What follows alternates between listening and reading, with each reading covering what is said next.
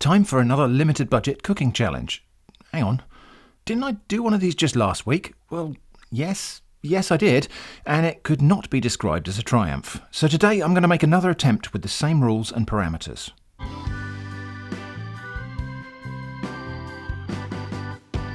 Okay, rules and parameters were explained in long and boring detail on the last video. So just to quickly recap, I have £1.37, which is my inflation-adjusted version of what £1 was a couple of years ago.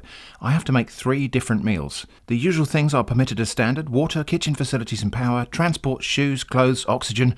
And then from my own cupboards I will be allowed salt, pepper, 1 additional spice, 1 herb and 1 type of sauce. I will again have a small box of leftover bones, and in this version of the rules, foraging is out. Don't worry, it's not gone forever. Pro rata use of bulk purchased items is out, but supermarket reduced prices are in. Before we go shopping, here's why I think the last one failed. I decided to go to Morrison's, and they mostly don't sell loose vegetables, only pre-packed. So in order to get a variety of vegetables, I bought a stew pack. But that ate up most of the budget, and I ended up with a shopping basket that was a bit short on energy and probably protein too.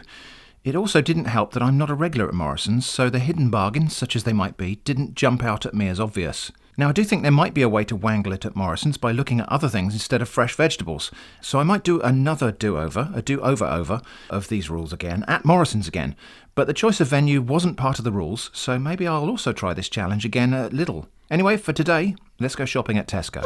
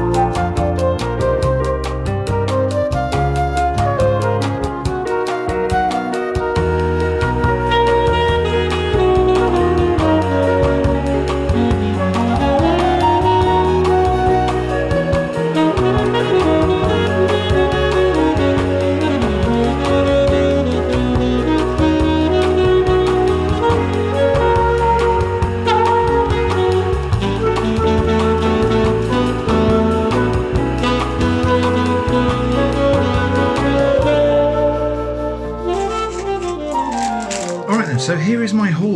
There is a loaf of traditional wheaten bread. Quite a heavy loaf, actually. They've stuck the thing over the total pack weight, so I don't know how much that is, but that was 28 pence, reduced down from £1.10. So that was a bargain. If I hadn't been able to get that, there was always pasta for 28 pence. There was some 28 pence spaghetti. I think there was also a pack of golden vegetable rice that I could have got for 28 pence. So other options possible. Anyway, so we've got that bread. Tin of beans, 27 pence. Used to be 22, these, when I was doing the challenges before. They're now 27. Tin of sardines in tomato sauce, 44 pence. And this is 120 grams. One onion, or as I like to call it, wonion, for 5 pence. But then when I realised I had a few pennies left in the budget, I went back and got another onion for 7 pence. So twonion. A banana for 14 pence. Managed to get one that's kind of decently ripe, hopefully this time. And 3 carrots for 9 pence. Now all of that came to £1.34, so I'm 3 pence under budget. I did go and look at the mushrooms, thinking I could maybe get one mushroom, but I can tell just by looking that those mushrooms in that tray are going to be over 3 pence in price. I think they probably would be about 9 or 10 pence each. Anyway, that is the food haul. Now, you might be looking at this and thinking, that's the same as he always gets. He always gets beans, he always gets bananas and carrots and onions. And yeah, I do. Very often for these challenges, get these sorts of items. And there's a reason for that. These are the cheap things. Carrots are cheap, bananas are cheap, onions are cheap, baked beans are cheap. If you want to get different beans, they're more expensive. If you want to get different vegetables like courgettes or even parsnips, they're more expensive. So I do tend to gravitate towards the same kind of items every time, because those are the things that where you get most stuff for your money. Anyway, that's the food haul. Tomorrow we've got to make this into 3 meals. Okay, breakfast. Now, this is what we've got to work with today. So bread, bananas, onions, carrots, sardines, beans. So my herb, spice and sauce, decided we'd use exactly the same one. So we've got mayonnaise, chili flakes and sage, salt and pepper, and we've got that box of bones. It's not the same bones, time has passed, and this is a different collection of very similar bones to what we had in the last challenge. So I can make stock out of those. Okay, breakfast. Now I could just have beans on toast, which would be quite nice. But I do want to save these beans for later. So I think actually it's going to be bananas on toast, which I know is something I quite often have in a challenge when I've got a banana and I've got bread. But that seems like a breakfasty type of thing. So I think bananas on toast. Before we go any further, I'm just going to weigh this bread because it's a bit deceptive. Yeah, 443 grams. So nearly 450 grams of bread, but it's a very small loaf. It's quite a dense little loaf, this. And as a result, I've got a reasonable degree of confidence that there's enough sustenance in here for me for the day.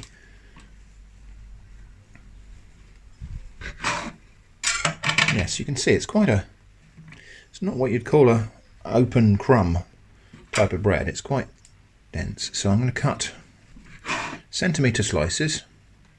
2 looks like it might not be enough, despite its rather dense nature, and obviously it's at the end of its date as well, so there is that. It smells like a really tasty bread. And I'm going to toast those. I need to do that really carefully because I haven't got any backups here, so if I burn my bread, I'm eating burned bread. Okay, my 3 slices of bread I think will just fit in here, especially if I put that one upside down. I'll just tessellate a little bit better. Now the banana I've got. In previous challenges, when I've cooked breakfast with a banana, this is still a bit underripe, this one, but at least it's not green. In previous challenges, when I've used a banana on toast, people suggested frying it with mayonnaise. Either spreading it on toast and frying the whole thing with mayonnaise, or frying slices of banana with mayonnaise, or just putting banana and mayonnaise together. And I think rather than going in at the deep end and doing that, I think what we'll do is a little bit of a taste test here.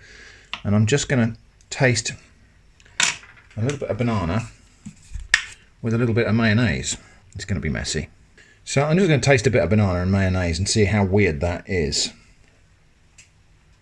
Surprisingly, not that weird. So yeah, I think that might be the thing. And you know what? I reckon maybe, let's go out on a limb here. I'm not worried about this brown, but the banana, by the way, it's just discoloration. It's nothing really to worry about. Just a weird, nasty colour, but not a nasty flavour. But I wonder if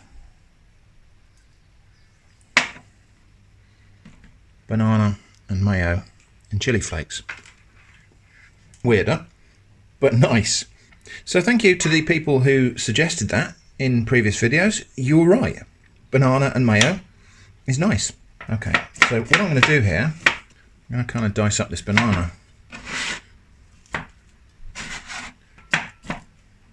That looks about right. And some chili. And some mayo. And you know what, I think a little bit of salt will actually probably help to bring the flavour out. Not much. And then we'll just give that a little stir. A little bit of a mash.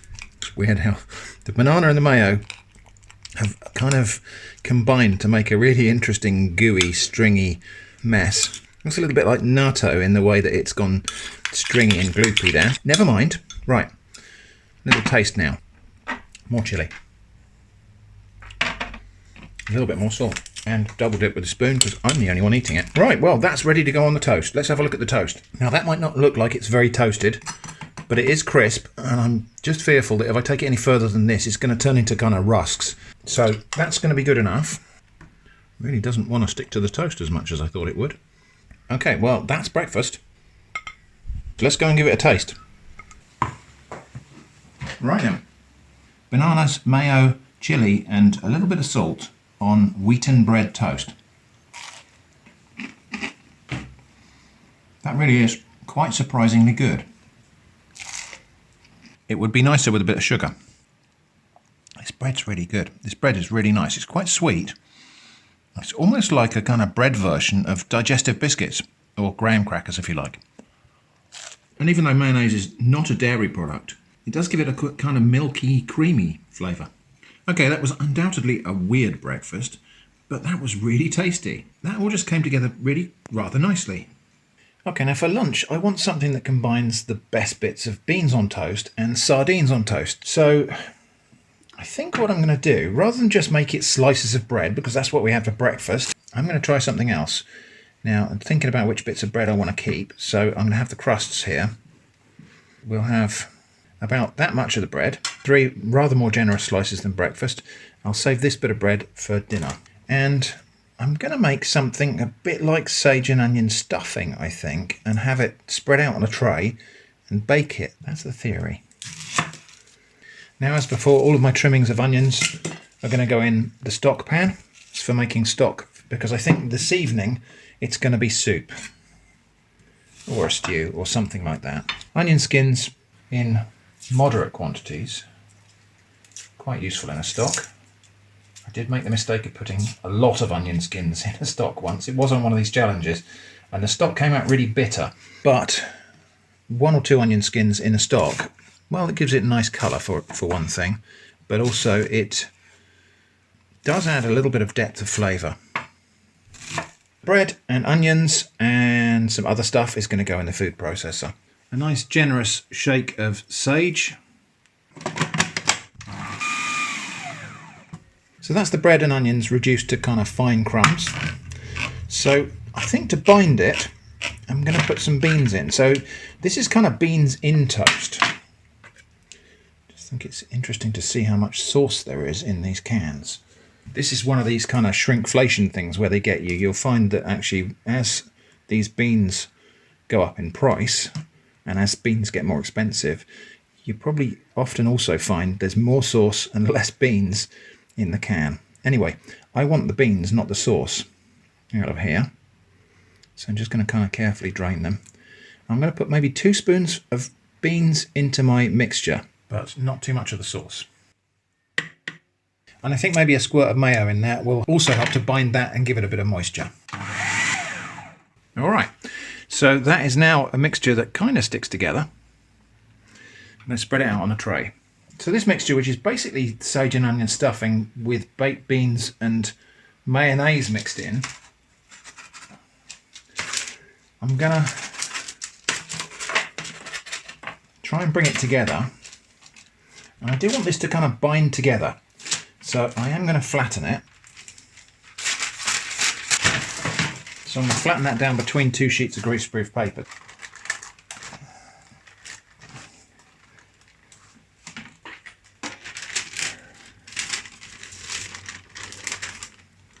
Well, that is the kind of shape I was hoping for. A little bit of salt on top of that. We'll just put the salt on the surface. That's going to go into the oven like that for probably only about 15 minutes until it's toasted and golden, if indeed that's what happens. So while that thing is baking, I'm just going to take the smallest of my 3 carrots. Skin on this is nothing particularly special, so that can go in the stock pot. And then I'm going to grate this carrot, but I want to kind of grate it. I'm grating it like this so I get longer strands.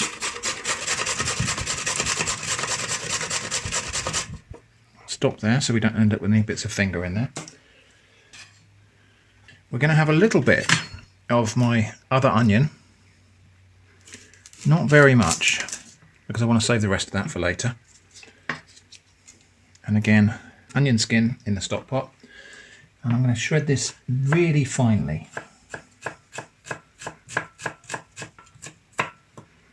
So really, really thin slices, and that's going to go in there as well. And before I put that in, I'm just going to kind of squish it a little bit to break it up. And also to get some of the juice out.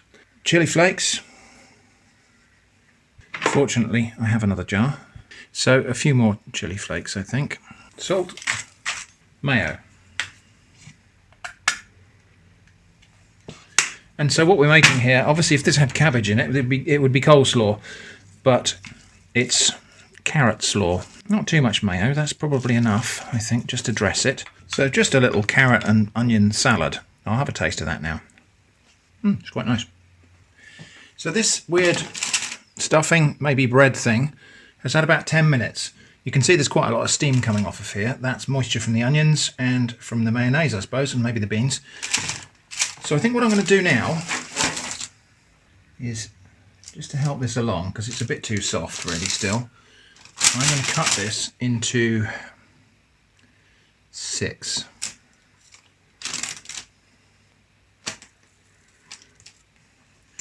And then ever so carefully transfer it to a wire rack. I think I'll put that straight back in the oven like that to toast it up a bit more. And while that's happening, let's open this tin of sardines.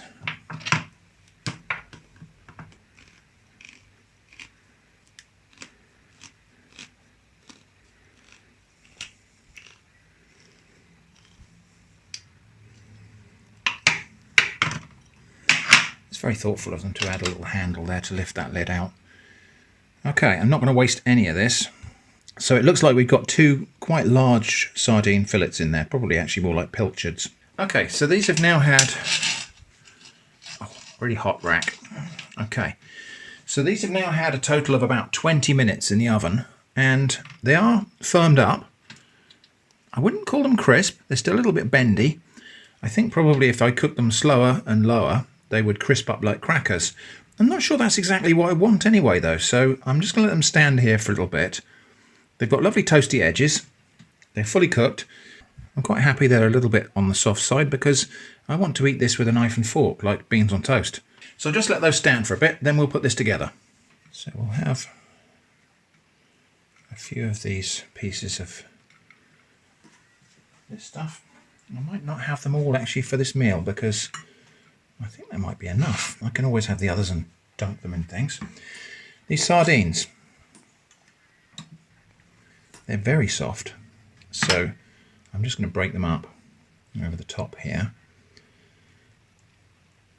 Often I would take the bones out of sardines, but they are quite edible. They're cooked to the point that they just go completely crunchy, and they're just like little crunchy treats. I'm going to put those in here. Wow, these sardines are really soft. Let's try and get them like that so we can at least see we're eating bits of sardine. And again, those spine bones are going to come out and I'll use them in my little salad because that's crunchy anyway. So why don't we have something crunchy here? And then I've got this lovely sauce, which obviously has been cooked with the fish. So this is tomato sauce infused with all of the flavours of that lovely fish. But I feel like there might not be quite enough sauce there. So I will just augment it with a few spoonfuls of the sauce from this can of beans. Don't want the beans, just the sauce. A little stir, and then that sauce over the top. And where I open this can with a can opener, there's no inside rim there, so the sauce doesn't get caught on that. And then my carrot slaw, which has now got sardine bones in there, because why not, on the side. Presentation's probably needing something there, but I think I'm going to enjoy this. Right, bit of pepper. That's lunch. Let's get that to the table and give it a taste. All right, so sardines on kind of toast. Now I feel like there must be a name for this. You know, like Perdue has a name. I feel like there must be a name for this kind of recycling of bread. Anyway, let's have a little taste. Just the toast and the sardines to start with. I mean, sardines, tomato, bread, herbs, onions. What's not to like? I'll try a little bit with this weird carrot slaw.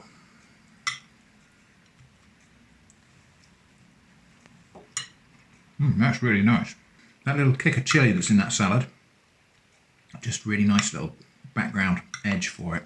That is genuinely delicious. I mean, sardines are such effortless flavour, really. Those little sardine bones that I put in with this carrot stuff, I haven't even noticed them. Except obviously I think you'd notice them with the flavour if you weren't eating them with this. But they're very good for you, those little bones. They're full of calcium.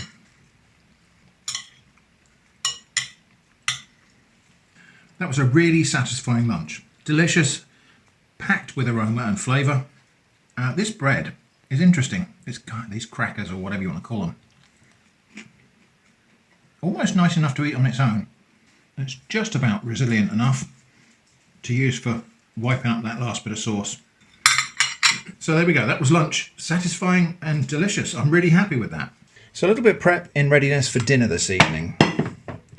These carrots, I'm just going to peel them into the stock pot. I haven't washed these because I'm not very worried about a tiny bit of dirt, especially as it's going to be boiled. Now, tops and tails are going to go in the stock. And I've got a crafty dodge here for cooking those. But first, I just want to save a little bit more of this onion for a garnish. It's just going to be a thin slice like that.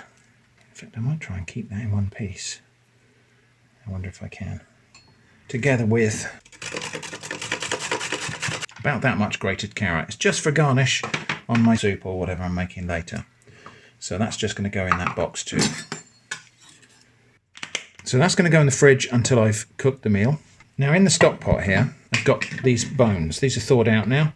Chicken bones from some midweek dinner. And a couple of lamb bones as well. That's a little lamb chop bone there.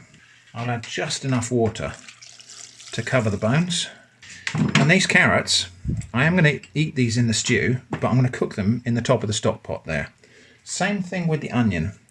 I'm just going to put that in there whole like that, and it will just steam on the top of the stock pot. I'll leave it whole like that because it'll be easier to fish out. So that goes on the heat, bring it to the boil, and then simmer it for 25 minutes or so. I eventually moved this onto the smallest burner just to be able to give it a really low simmer, but that's done now. So if you just have a look, those carrots, completely tender. Same thing with the onion, you can see it actually coming apart there. Because I'm going to be making a smooth soup, those carrots can just go straight into the jug for my stick blender. I've just got to take the skin off that onion. So the rest of the stock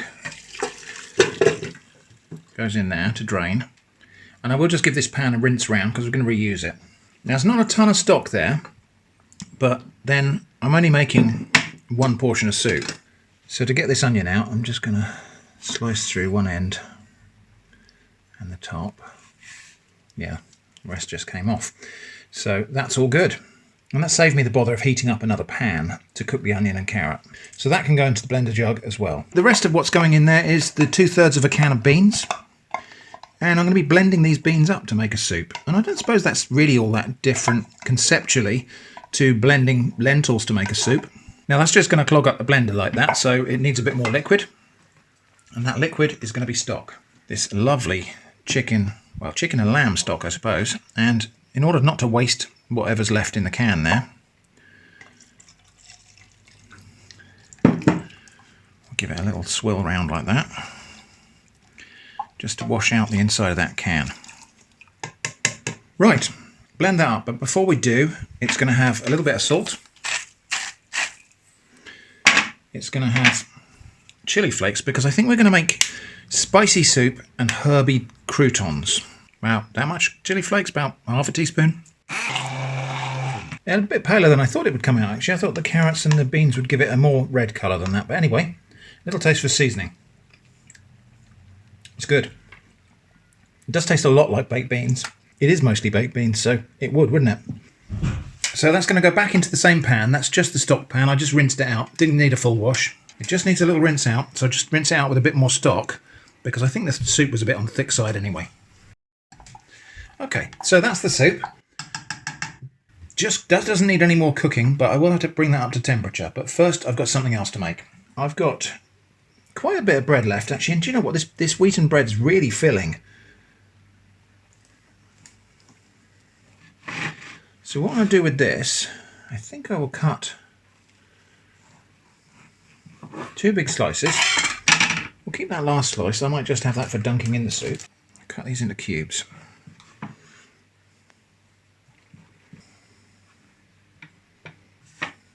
Now, salt, pepper, good amount of pepper.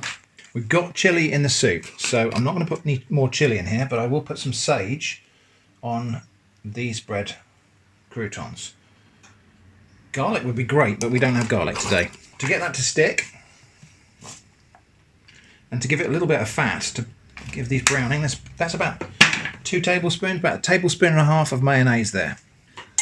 And then just gently going to toss those so that they get a coating of mayonnaise and the herbs. And get that nice and hot before I put anything in there. Alright, and then in with my crouton cubes. And you can actually see the fat that's rendered out. You can see little bubbles just down there. That's the fat that's rendered out of the mayonnaise. Bit of a delicate operation here because I don't want to break it up. This bread's very crumbly. I don't want to break it up, but I also don't want to burn it on any particular side. Okay, I think that is as close as we're going to get without burning them. The soup I'm just going to very gently bring back up to temperature, and then we're nearly ready to serve.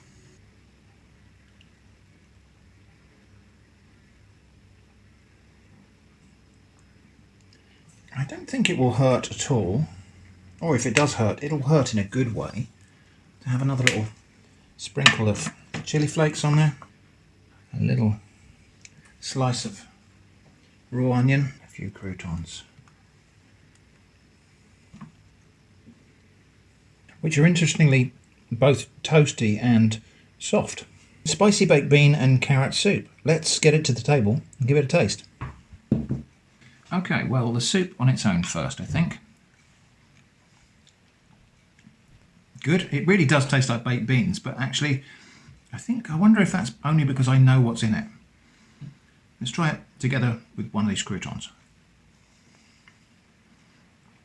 Oh, that's really nice. That's really good.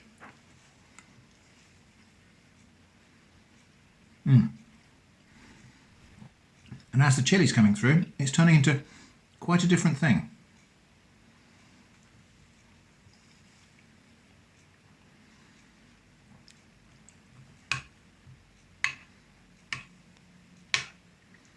I'm curious about this raw onion in the soup. Not something I've ever tried before.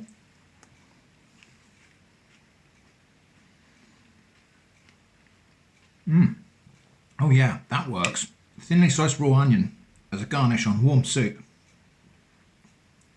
Double thumbs up. And I think there is something about spicy soups that makes them a little bit more filling. Maybe it's because you slow down when you're eating them. Oh look, another bit of onion. Raw onion as a garnish on soup, that is a revelation. And that made nearly 2 full bowls of that soup, so there's plenty enough here to keep me going. And I think I will enjoy this last little bit of bread just dunked in there.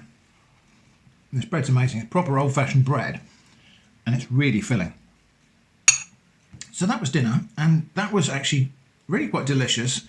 Judging by how I feel right now, I don't think I'm going to be hungry again before the end of the day. Anyway, that's the 3 meals. I think we'll go back to Studio Shrimp now for the wrap-up. So I think that went a bit better than the last one. Now, it probably doesn't need to be said that if I wasn't trying to comply with the rules I set myself for this challenge, but I was still eating meals prepared with these ingredients, I would probably have done things differently. Specifically, if I didn't have a stipulation to make 3 different meals, then each of these meals would probably just have been stuff on top of slices of ordinary toast. No messing around with croutons and weird bread and onion stuffing wafers or whatever those were. Anyway, here's how I would rate those 3 meals. Breakfast, banana chili mayo on toast, 5 out of 10. Weird, but okay. A little bit of sugar or grated chocolate on top of these would have taken the score up to 6 or 7 easily. Lunch, sardines on sage and onion wafer things. This was the best meal of the day. I'll give this 7 out of 10, and the sardines did most of the heavy lifting there in terms of flavour and enjoyment. But that little salad was nice, and altogether this was a really tasty meal. The bread part of this was interesting, but I wouldn't bother doing it again. I would just cook the onions separately until caramelised, spread them on regular toast, and then put the sardines on top of that. Dinner, spicy bean and carrot soup. 6 out of 10, filling, tasty, but maybe a bit too sweet from the combination of the carrots and the sauce from the beans. Croutons were interesting made like this with mayonnaise, but they would have been a bit more crisp with regular frying oil or fat. If you think about it, this is really just beans on toast soup. The raw onion garnish was something I will do again, maybe with a different soup. That was superb. Nutritional breakdown for the day is not too bad. 87 grams of protein, a little light on calories compared to the standard recommendation of 2,500 that everyone says is appropriate for an adult male. But I didn't feel short of energy at any point in the day, even after splitting a load of firewood, repotting a big old tree and walking a couple of miles with Doggo. At my stage in life, I don't think I actually necessarily need 2,500 calories. Conclusion, not bad. Certainly better than the previous fiasco, and I think these ingredients enable me to make better use of the spice and sauce allowances. On reflection, maybe I could have just bought 1 or 2 carrots and only 1 onion, and I might have been able to find a small potato to fit the budget, and that additional variety could have been put to some use, and maybe that would have nailed the 2.5k calories thing too. Oh well, there's always next time. One final thought on this is a kind of thought experiment challenge. If you think I'm trying to prove how easy it is to do extreme budgeting, I think this whole series of videos proves the exact opposite.